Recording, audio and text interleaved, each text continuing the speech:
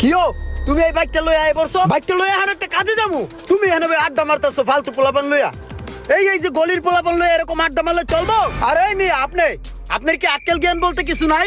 বড় হইছেন কি বাতাসে?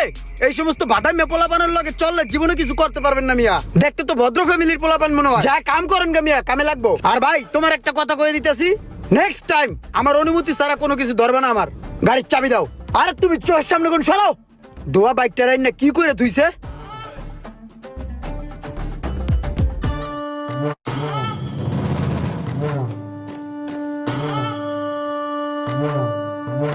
কি ব্যাপার ভাই, তোমার মতিগতি কর্মকাণ্ড তো আমার ভালো ঠেকতেছে না। তোমার আর কত বুঝাম ভাইয়া, তুমি জানো এই দোকানে আমি একটু বহি। তুমি যদি এই জায়গায় বসে চা খাও তাহলে আমি কই যাবো? এরকমই যদি বলদামি করতে থাকো তাহলে কি আমার ইজ্জত সম্মান থাকে?